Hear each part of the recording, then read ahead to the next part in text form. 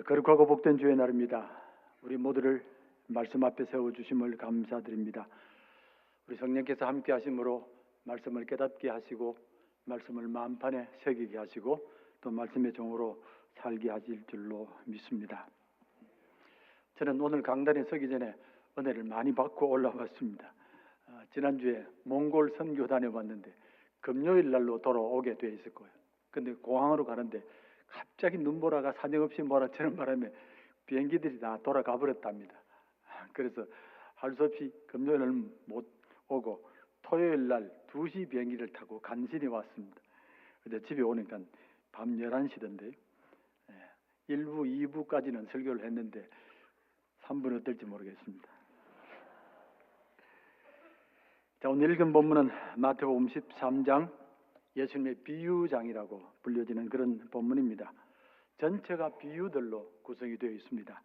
씨 뿌리는 비유, 밭에 감추인 보화의 비유, 겨자씨 비유, 누룩 비유, 진주를 구하는 장사의 비유, 물고기를 모으는 비유들. 자, 많은 사람들은 이 본문을 보면서 그저 비유장이구나, 여러 비유들이 나열되어 있구나라고 생각할지 모르는데 아닙니다. 이 모든 비유들은 하나의 분명한 목적을 가지고 있습니다. 바로 하나님의 나라라는 목적입니다. 자, 주님께서 제자들에게 하나님의 나라를 가르치기 위해서 비유를 사용하셨습니다. 왜 직접적으로 말씀하시지 비유를 사용하셨습니까? 누구도 하나님의 나라를 가본 적이 없습니다. 또한 아무리 설명해도 이해하지는 못합니다. 그러니까 비유를 사용하시는 겁니다.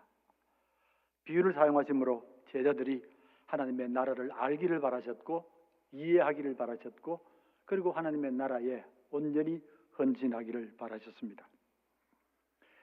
자, 하나님의 나라가 무엇입니까? 하나님의 나라는 주님께서 이 땅에 오신 목적입니다. 교회의 근본입니다. 그리고 주님의 모든 사역들이 바로 하나님의 나라와 관계되어 있습니다. 병자를 고치는 것도, 기적을 일으키시는 것도, 죽은 자를 살리는 것도 모두가 하나님의 나라와 관계가 되어 있습니다. 그러기에 우리는 이 비유를 볼 때마다 이 비유 속에 담겨져 있는 주님의 안타까운 마음을 읽을 줄 알아야 되고 온 힘을 다하심을 읽을 줄 알아야 되고 또한 주님의 몸부림도 읽을 줄 알아야 합니다. 제가 많이 좋아하는 얘기가 있습니다. 아프리카 케냐에 있는 한 부족 얘기입니다. 마사이 부족이라고 말씀드리면 쉽게 아실 수 있겠습니다. 비록 작은 부족이지만 상당히 많이 알려진 부족입니다. 이들에게 재미있는 신앙이 있습니다. 이 땅의 모든 소는 하나님께서 자기들에게 맡겨줬다는 신앙입니다. 모든 소를 하나님께서 자기들에게 맡겨줬습니다. 그래서 소들을 사랑하고 소똥으로 집을 짓고 그걸로 연료를 삼고 그렇게 살아갑니다. 자, 어느 부족 사람들도 소를 키우며 살았습니다. 그런데 이상하게도 어느 날부터 소들이 젖을 만들지를 못했습니다. 온 동네가 다 그랬습니다. 자, 사람들이 모여서 이유를 찾으려고 애를 써도 찾지를 못하고 시간만 점점 다 지나갔습니다. 이때 한 청년이 이런 제안을 합니다. 내가 밤중에 소들을 한번 지켜보겠습니다. 혹시 밤에 무슨 일이 벌어질지 모르지 않습니까? 그래라 그랬습니다. 자, 청년이 밤에 소를 지켜봤습니다. 한밤중에 믿기 어려운 일이 벌어집니다. 하늘에서 눈이 부시도록 예쁜 선녀가 구름 타고 내려오고 손에 통을 들고 오더니만은 소들에게 다가가서 젖을 짜는 겁니다. 통에 젖을 다 채우더니 다시 달빛 타고서 하늘에 올라갔습니다. 이러니까 소들이 젖을 못 짜는 겁니다. 다음 날이 되었습니다. 사람들이 물었습니다. 지난 밤에 무슨 일이 있었느냐고. 아무 일도 없었다고 그랬습니다. 왜냐하면 자기도 믿기 어려웠기 때문에. 그 다음 날도 숨어서 지켜봤습니다. 똑같은 일이 벌어졌습니다. 선녀가 달빛하고 내려오고 큰 통을 들고 젖을 짜서 올라가는 걸 봤습니다. 며칠이 지나자 이 청년이 이 선녀를 붙들어야 되겠다고 마음을 먹습니다. 오는 길에 덫을 설치하고 숨어서 기다렸습니다. 그날 밤도 선녀가 내려오다가 그만 덫에 걸렸습니다. 이 청년이 다가가서 물었습니다. 당신이 누구냐고, 왜 이런 일을 하느냐고. 그러자 선녀가 하는 말이 내가 하늘나라에 사는 선녀인데 지금 하늘나라에 먹을 게 없습니다. 제발 저를 빼주십시오. 빨리 돌아가야 합니다라고. 그래서 청년이 들은 척 만척합니다. 시간이 지나면서 고통도 더해지고 날도 밝아오니까 선녀가 하지 말아야 될 말을 합니다. 나를 풀어주시면 무엇을 요구하시든지 들어주겠습니다. 자, 그때 뭘 요구했겠습니까? 나와 결혼하자. 그게 짐작이 안 되세요? 나와 결혼하자고. 그러니까 선녀가 너무나 당황하기도 하고 두려워하더니만은 대답을 했습니다. 알겠습니다. 내가 약속했으니까 결혼하겠습니다. 대신에 제게 3일간만 시간을 달라고 내가 하늘나라 갔다 오겠습니다. 기꺼이 갔다 오라 그랬습니다.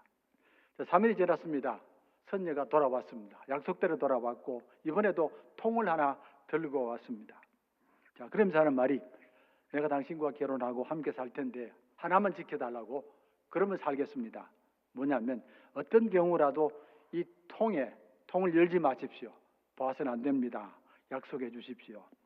그러니까 청년이 기꺼이 보지 않겠다고 굳게 약속을 했습니다. 그래서 두 사람은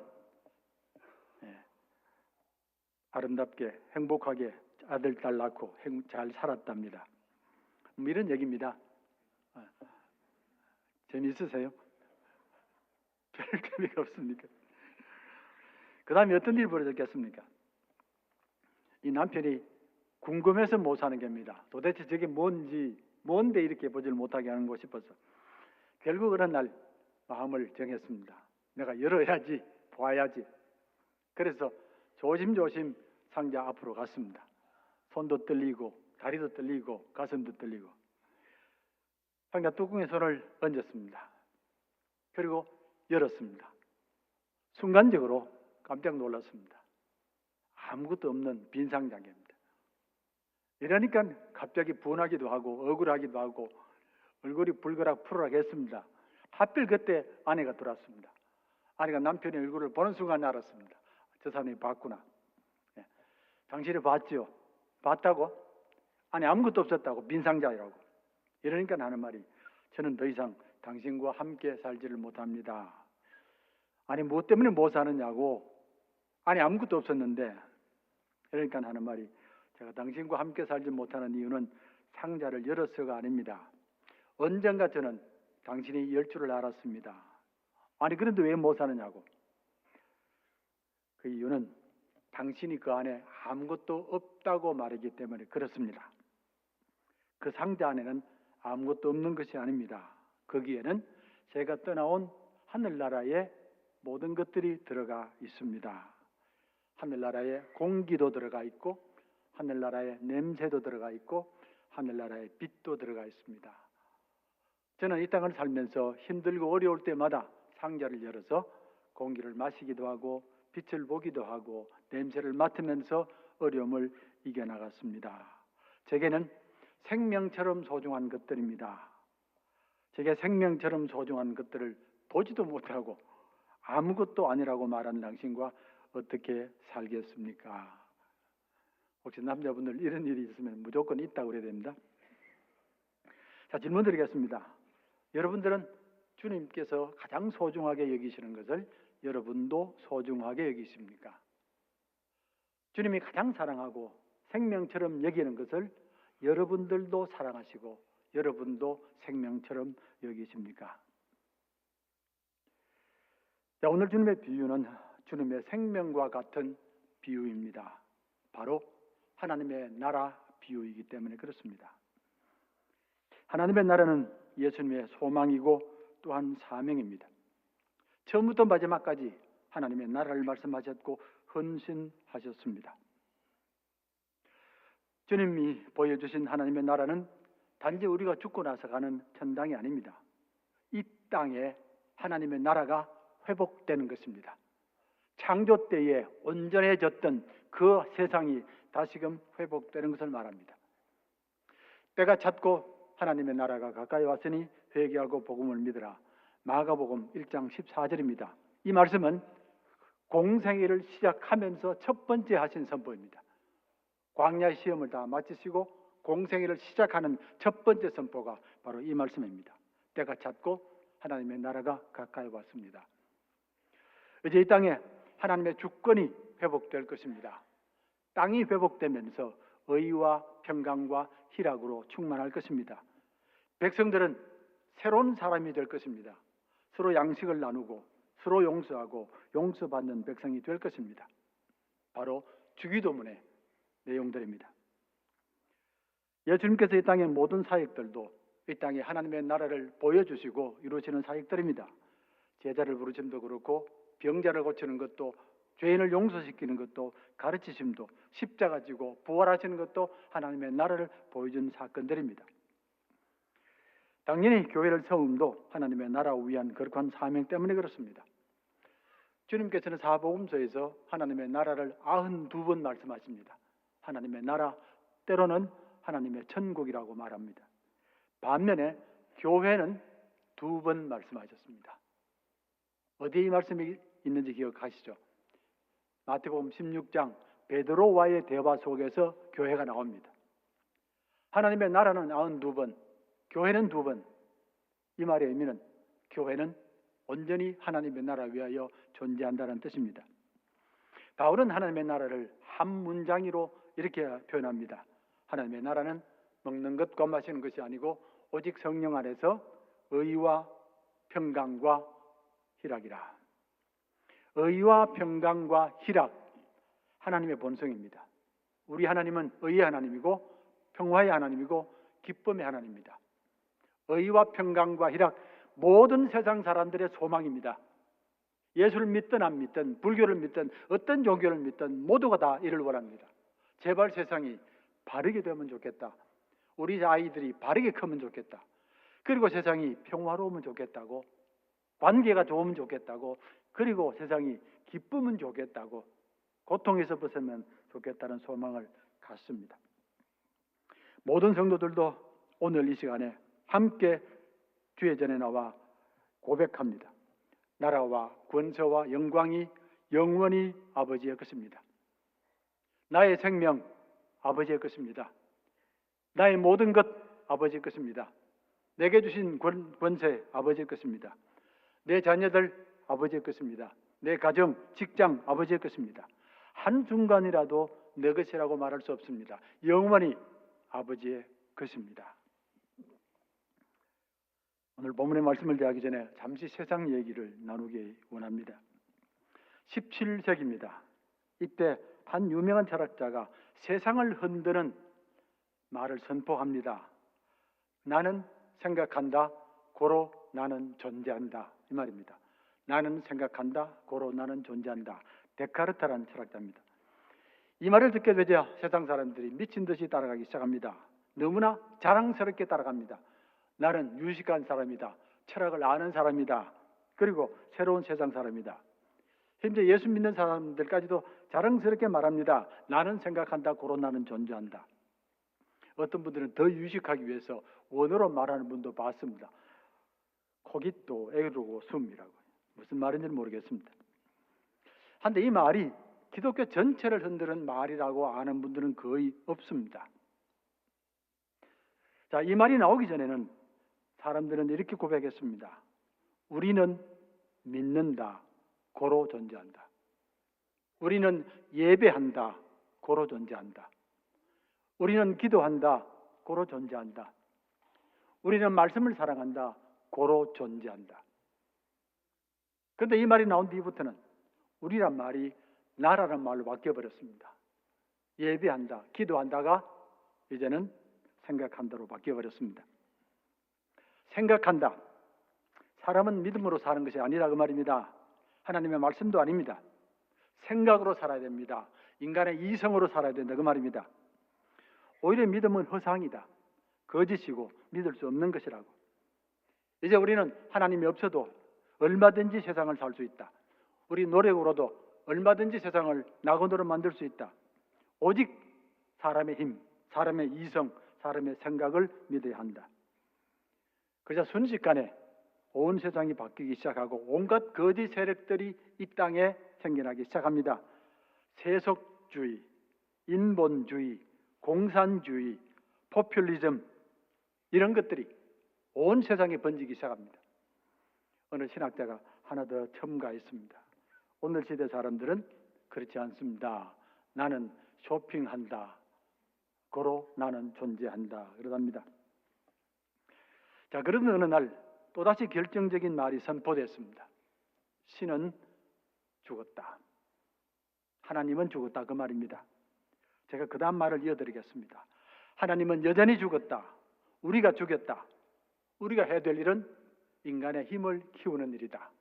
온 힘을 다해서 인간의 힘을 키우자라고. 이 말이 나오자 사람들이 광인처럼 힘을 따라가기 시작합니다. 그때부터 세상은 믿음을 버리고 힘을 가지려고 몸부림칩니다. 힘, 오직 힘입니다. 아는 것도 힘입니다. 200여 년이 지났습니다. 지금 우리는 어마어마한 힘을 가지고 있습니다. 달나라 정복하는 것은 아주 옛날 얘기입니다. 수많은 난치병들도 다 정복이 됐습니다. 천년두가 사라졌고 소아마비도 거의 사라지고 나병도 사라졌습니다. 배고픔도 거의 정복이 됐습니다. 예전 같으면 1년에 한 번이라도 쌀밥 먹으면 좋을 텐데 지금은 쌀 가지고 과자를 만듭니다.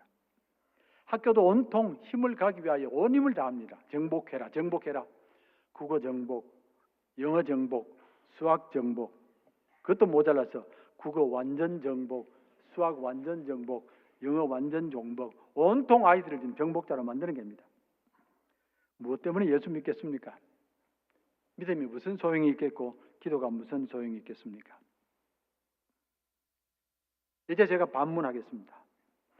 그러면 오늘날 우리는 정말 우리가 원하는 대로 행복하게 살고 있습니까? 기쁨으로 살고 있습니까? 감사하며 살고 있습니까? 사람과 사람의 관계도 서로 축복하고 함께 울고 함께 웃으며 살고 있습니까? 더 이상 병에 대해서 아무런 걱정도 없습니까? 그리고 더 이상 교회도 필요가 없습니까? 자, 그렇다면 지금 광풍처럼 다가오는 기후의 재앙은 어디서 온 것입니까? 광풍처럼 다가오는 가정 붕괴는 어디서 온 것입니까? 광풍처럼 다가오는 도덕 붕괴는 어디서 온 것입니까? 광풍처럼 다가오는 외로움이라는 것은 어디서 온 것입니까? 영국에서는 장관 중에 외로움 장관이 있습니다. Minister of Loneliness입니다. 사람들이 워낙 외로움이 커져가고 이게 사회 문제가 된 겁니다. 불란서도 이 장관을 만들고 영국도 곧 만든다는 얘기를 들었습니다. 빙하가 녹아내리고 바닷물이 죽어가고 있고 벌들이 사라지고 곤충들이 사라지고 새들이 사라지고 어떻게 이를 설명하겠습니까? 오해하지 마십시오. 사람의 생각이 이성이 나쁘다는 말 아닙니다. 다만 하나님을 떠나버리면 이런 엄청난 일들이 벌어진다는 겁니다.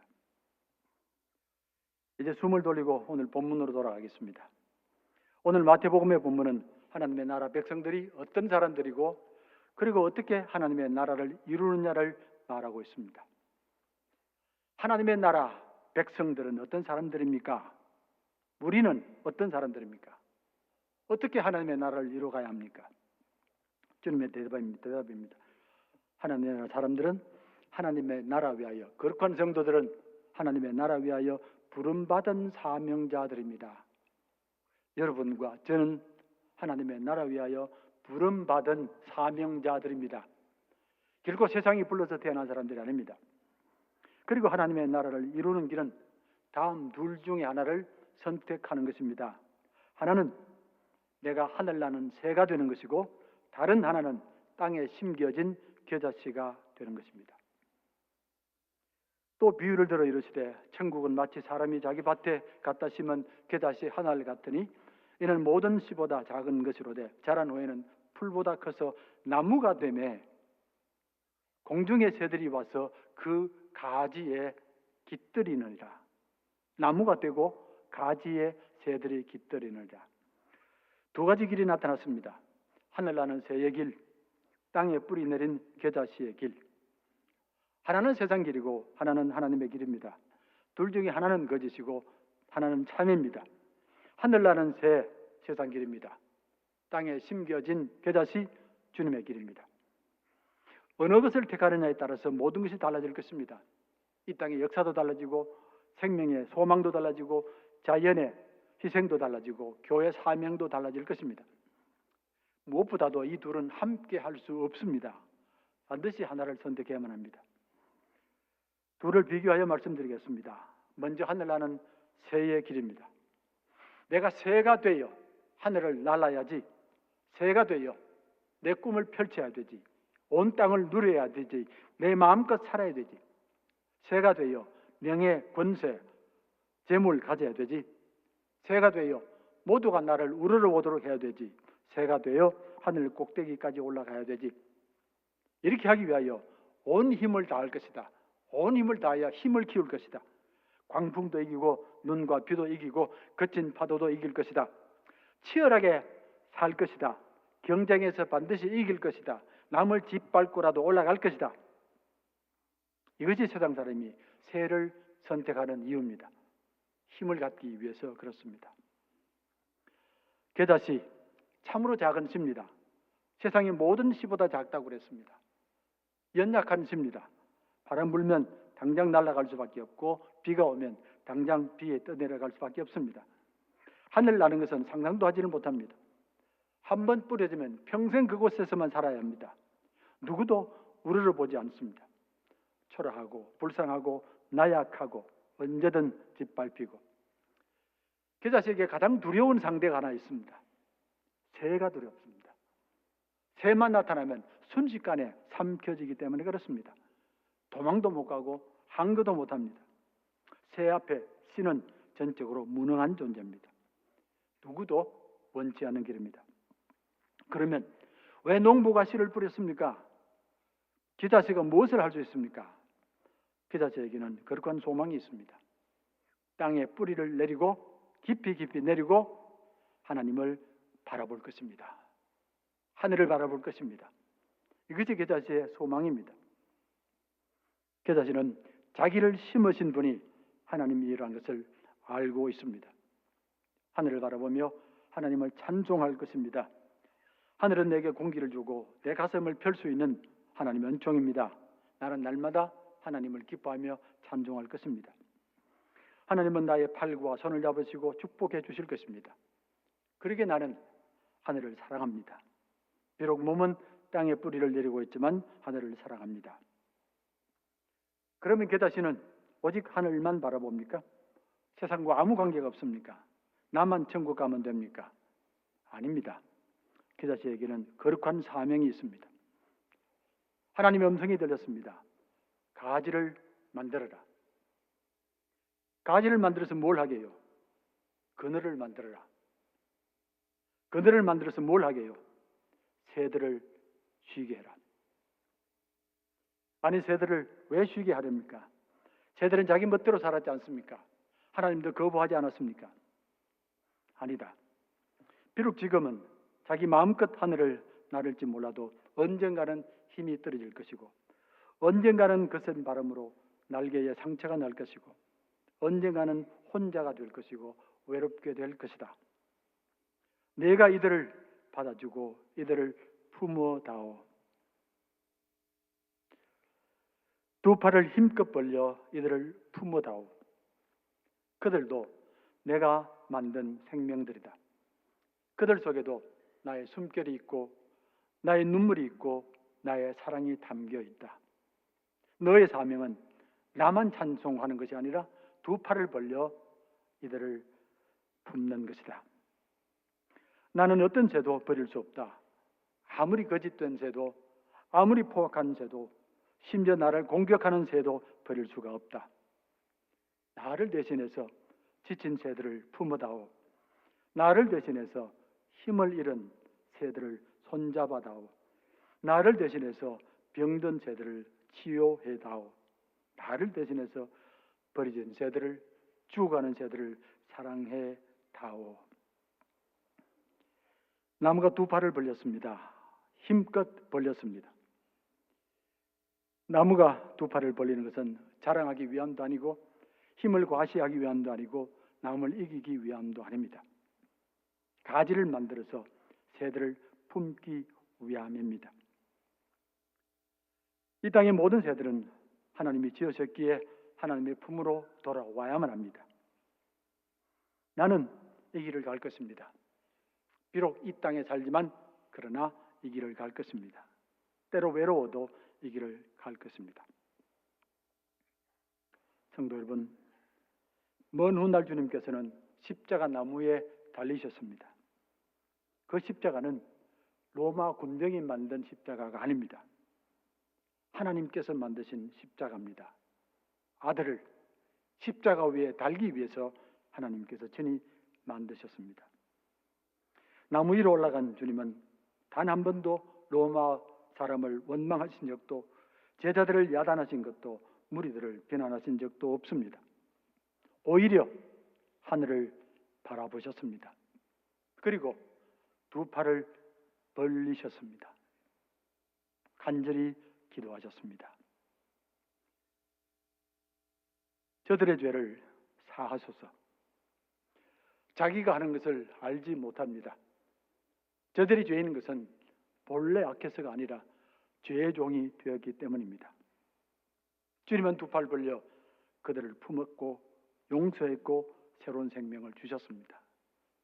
로마 병정들도, 도망간 제자들도, 조롱하는 무리들도 용서해 주셨습니다. 그리고 옆에 달린 강도도 품으셨습니다.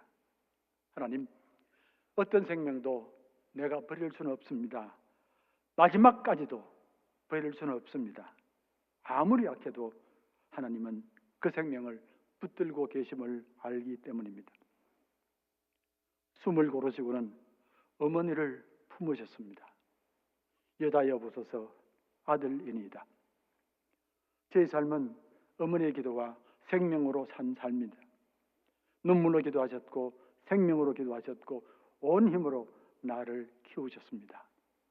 여정의 삶을 거룩하게 해 주십시오.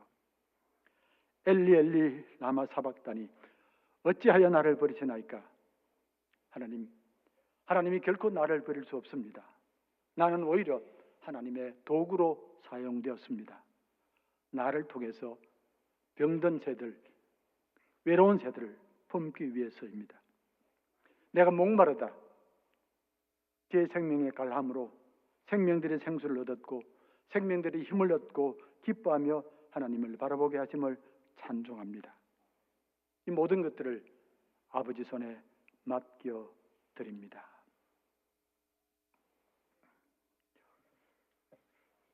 초대교회는 사도들의 가르침을 받아 서로 교제하고 떡을 떼며 기도하기를 힘썼습니다. 이 초대교회는 마치 겨자씨 같은 교회입니다. 거대한 로마 제국 안에 숨도 쉴 수 없는 겨자씨 같은 교회입니다. 거대한 불교가 있었고 거대한 조로아스터 교회가 있었고 이들 앞에서도 초대교회는 너무너무 초라한 교회였습니다. 이 초라한 교회가 로마 제국을 품을 것이라고는, 독수리로 상징되는 로마 제국을 품을 것이라고는 아무도 몰랐습니다. 당연히 사라지겠지, 당연히 없어지겠지. 아닙니다. 이 작은 새가 거대한 독수리를 품었습니다. 이들은 알았습니다. 그리고 확신했습니다. 지금 이 땅의 모습은 결코 바른 모습이 아닙니다. 바르지 않을 뿐만 아니라 이 세상이 허상입니다. 하나님이 없기 때문에 그렇습니다. 하나님이 만드신 세상에 하나님이 없으면 그 세상은 헛된 세상이 될 수밖에 없습니다. 모두가 돈에 매달리고 거짓에 매달리고 나 자신에게 매달리고 그러면서 외로움으로 고통하고 진리를 조롱하고 법을 조롱하고 선함을 조롱하고 하나님이 없는 나라가 어떻게 참된 나라가 될 수 있습니까? 주님께서는 온 힘을 다해서 비유로 말씀하셨습니다. 우리가 하나님의 나라를 알아야 하기 때문에 그렇습니다. 우리가 알아야만이 세상의 소망을 갖게 되고 하나님의 눈물이 씻어지기 때문에 그렇습니다. 우리는 과연 누구를 따르고 있습니까? 로마 제국의 독수리입니까? 아니면 초대교회의 겨자씨입니까? 우리와 교회가 나아가야 할 길은 마땅히 하나님의 나라 길입니다. 이 길만이 교회의 선택입니다. 겨자씨의 길을 걸어가십시오. 온 힘을 다해서 그 길을 가십시오. 우리만이라도 그 길을 간다면 세상은 소망을 얻습니다. 우리만이라도 우리가 겨자씨가 되면 하나님은 소망을 얻습니다. 교회를 통해서 하나님의 이름이 회복되고 이 땅이 회복되고 백성들이 회복되고 나라와 권세와 영광이 영원히 하나님의 것이라고 선포하심을 감사드립니다. 교회를 땅에 심으신 하나님께서 영광과 찬송을 올려드립니다. 기쁨으로 겨자씨의 길을 걸어가시는 여러분들께도 감사를 드립니다. 하나님의 거룩한 나라가 제1교회를 통해서 여러분들을 통해서 더 힘있게 땅에 뿌리를 내리고 더 힘있게 팔을 펼치며 이 땅의 모든 생명들을 품게 되기를 주의 이름으로 축원합니다. 그리고 하신 아버지 하나님, 하나님께서 친히 우리를 찾아오셨고 손잡아 주셨고 거룩하게 하여 주심으로 이제는 세상 바라보지 않고 하늘나라 바라보게 하심을 감사드립니다. 모든 세상 사람들이 넓은 길, 편한 길, 복된 길을 따라가지만 우리들은 하나님 의지하며 십자가 길을 걸어갈 수 있도록 함께해 주심도 감사드립니다. 이 길만이 참된 길이고 이 길만이 평화의 길이고 또한 기쁨의 길인 줄로 믿습니다. 우리를 도와 주시옵소서. 예수님 이름으로 기도합나이다. 아멘.